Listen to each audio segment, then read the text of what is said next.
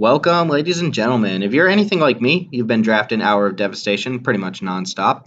It's easily one of the best design sets in a long time, and the variation between draft decks and gameplay keeps bringing me back for more. I've had fairly decent success with the set and thought now would be a good time to share some of the tips I take into consideration when drafting Hour of Devastation. Here are 10 ways you can step up your draft game. Deserts are a fairly important part of Hour of Devastation drafts. My first two tips involve deserts and emphasize exactly how beneficial I find them to be during gameplay. The first of these two tips, try to aim for 2 to 3 cyclone deserts when drafting and pick them fairly highly. I've noticed at this point in the format that cyclone deserts are not wheeling as frequently as they did during the onset of the format. I think most people have caught on to the value you add to your deck when you have lands that can be cashed in for other cards, so to speak. These deserts not only help to mitigate mana flooding, but most of the payoff cards for deserts still work if the desert is in your graveyard, so there's not much risk associated with cycling a desert in the early parts of a game. Obviously, the downside is that these come in tapped, but with the format having slowed down a good bit, that's a risk you're fine taking. I prioritize them fairly highly in the packs, and once I know I'm a certain color, I'll take an on-color cycling desert within the first 3 to 6 picks. Treat them as colored cards and take them as signals that certain colors might be open to draft. The second point I want to make about deserts depends on how many payoff cards you plan on playing. If you have a card that really needs deserts in order to fully work, I would snap your deserts up when you see them and avoid waiting for the third pack to get them. We're talking about cards like Hour of Promise and Sand Strangler, which lose their effectiveness if not properly supported. If you start a draft off with one of these, deserts should be at the forefront of your draft, even above other highly playable cards. Cycling deserts aside, the other deserts in Hour of Devastation are all mostly fine, low-risk, playable lands. Adding a card like Shafet Dunes or Ifnir Deadlands to your deck is sometimes better than a low-end, average playable creature or spell, so you're actually doing yourself a service by prioritizing good deserts. If you wait until Amonkhet pack, yes, you still get a crack at a few deserts, but compare the quality of those ones to the ones in Hour. Amonkhet only has 4 deserts, and none are particularly good or exciting. Most of them produce only colorless mana. They're fairly weak in comparison, meaning you're better off grabbing a few in the first 2 packs.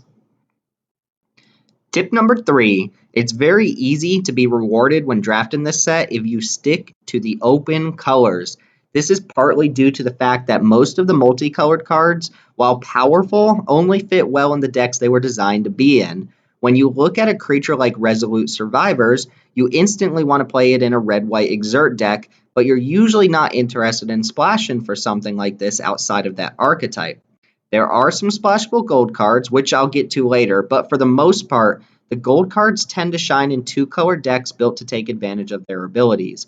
What this means is that sticking to a 2-color pair that's open in draft often leads to being rewarded with those gold payoff cards throughout the draft, since other decks aren't interested in them. Cards like Aven Windguide and Enigma Drake are very archetype-specific creatures that most decks won't be interested in splashing for, so you're very likely to pick up any that are open in the third pack if you've been drafting the appropriate color pair. I think this point is easily demonstrated by the 2 black-white zombie creatures, Unraveling Mummy and Wayward Servant. Nobody's going out of their way to splash for random tribal creatures, so if you find that black-white zombies is fairly open during the early parts of the draft, sticking to those colors means you won't have to fight for the payoff cards later in the packs. I'm not sure how controversial of a point this will be, but at this point in the format, I'm willing to say that black is by far the worst color in Hour of Devastation. Assuming that I don't open a bomb rare or mythic, there are only 3 cards that stand out to me as solid first picks in black. Those cards are Torment of Venom, Lethal Sting, and Bane Whip Punisher. Punisher is certainly great, but both of the removal spells are outclassed by a number of other common and uncommon removal spells in the set, as far as first picks are concerned. Aside from these 3 cards, black commons range from medium to quite bad, and uncommons are all fairly average or specific to a weaker archetype. It doesn't help that some of Black X's archetypes have lost some of their power due to having only 1 pack of Amonkhet. The black-blue Cyclone deck is amongst the worst in the format, with only having 1 highly unlikely shot at a payoff card like Drakehaven. Black-green retained its -1/-1 counter synergies from Amonkhet, but there are almost no payoffs aside from Obelisk Spider in the first 2 packs, and you'll have to fight for cards like Decimator Beetle or Splendid Agony in the third pack.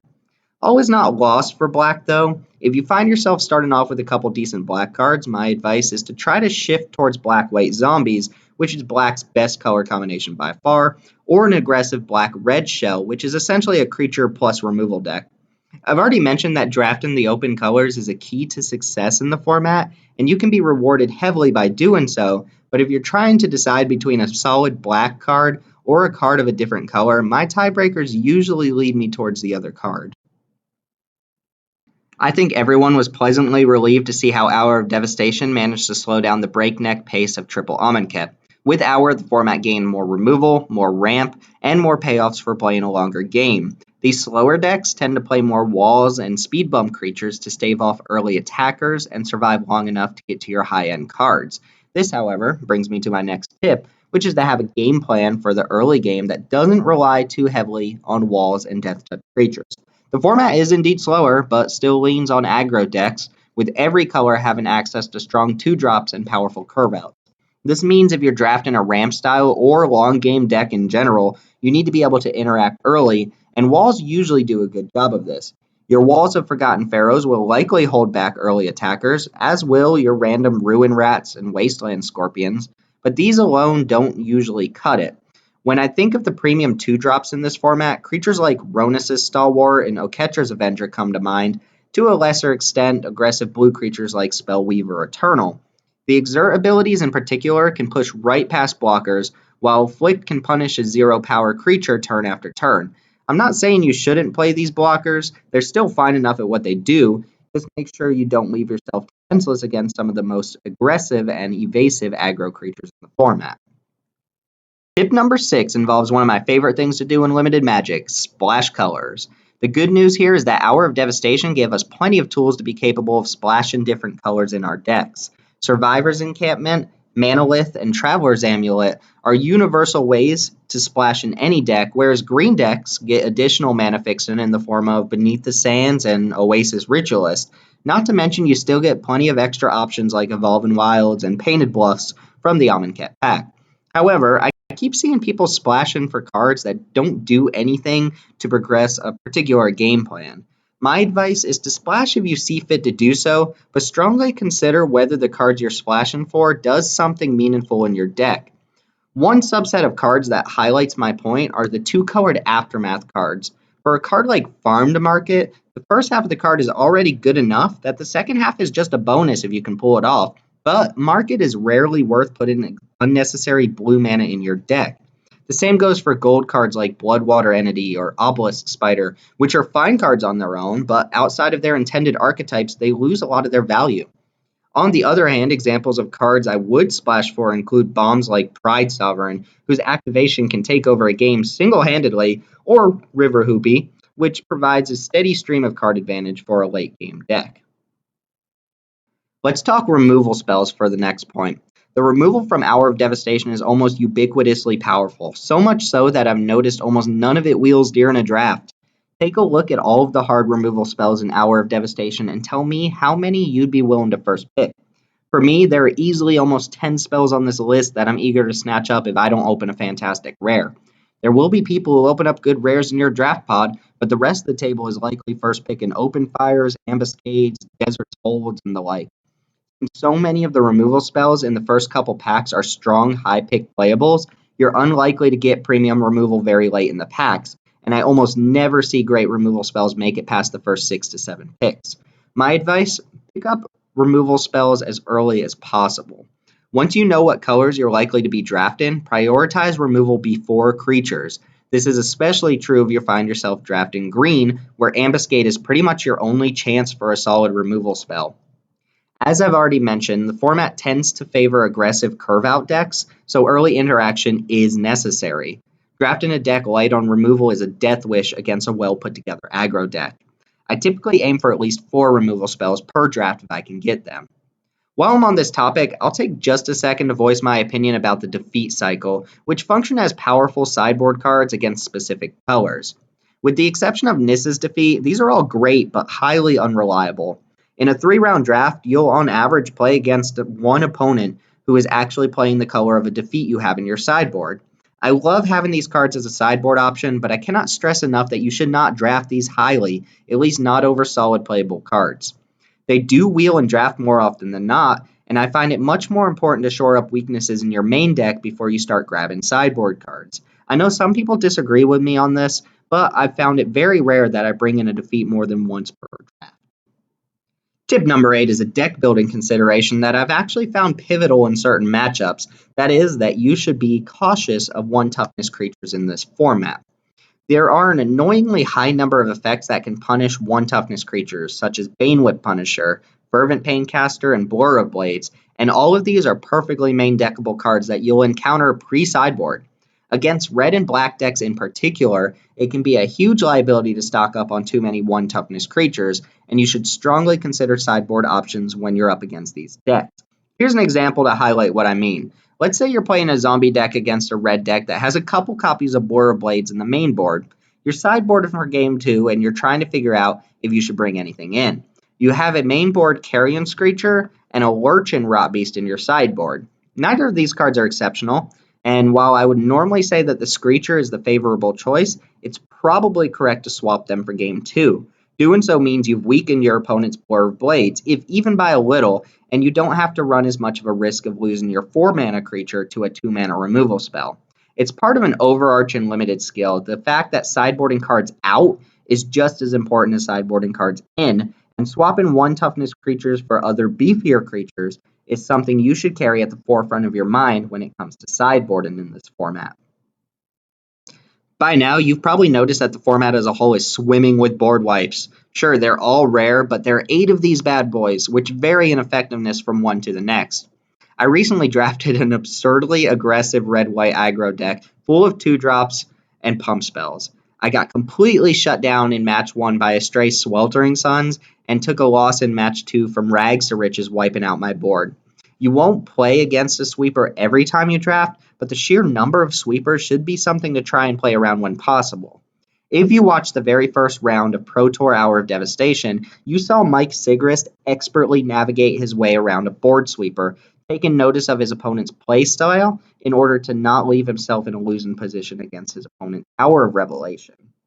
Here are some signs that your opponent might be packing a sweeper in their deck. An unusually high concentration of blockers, especially high toughness walls and defenders, is a tell that your opponent's trying to plan something while shrugging off early damage, often leading to a board wipe that leaves the defender in a favorable position. If you find your opponent unwilling to commit permanence to the board or leaving up a large amount of mana that they end up not using, it usually means that they're trying to conserve resources for something, and this can often lead to a board wipe followed up by the opponent deploying their threats and gaining an upper hand.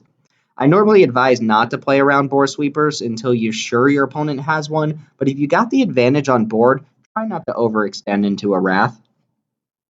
Aggro, aggro, aggro, blah, blah, aggro. Okay, look, guys, there are some sweet late game decks in the format, but roughly 2 out of every 3 games I play, I find myself up against a deck trying to jam creatures and get me dead. So with that being said, how do you keep yourself from falling behind against an aggro deck? Well, early interactive removal is obviously the best way, but not many decks are full to the brim with removal spells. So my advice, trade off as much as possible and do what you can to keep your opponent from building a large board. There are tons of ways, particularly in green, white, and red, to end the game on the spot, but this usually requires a fairly large board presence to make it work. We're looking at finishers like Overcome, Appeal to Authority, and even smaller anthem effects like Shafet Dunes, which turn a board of 4 to 5 small and mid-sized creatures into a board of haymakers. Amonkhet provides additional board pumping effects like Trial of Solidarity, Top Crop Elite, and Honored Crop Captain for similar effects. The key to not dying to one of these is to stop your opponent from amassing a large enough board presence that they just win when they cast one. If your opponent runs their 2/2 into your 2/2 on turn 3, you should strongly consider blocking. Saving that damage early and clearing off an attacker helps diminish the effectiveness of their board pumps later in the game. This is easier said than done, of course. You don't always have the option to favorably trade, and sometimes when you do, you might need your random 2/2 for something else, but keeping your opponent off a large board is a solid game plan against aggro decks in the format. Well, guys, I hope some of these tips have been beneficial to you, or at least give you some insight into how the format functions and what you can do to approach your next draft pod. If you have any additional tips you'd like to share, feel free to leave them in the comments below. And hey, do me a favor and hit that subscribe button if you're interested in more content like this. You can also find me on Twitter or watch me do the occasional draft on Twitch. Your feedback is welcome, and I appreciate you all hanging out and watching this video. My name's Timothy, and as usual, I'll see you all next time.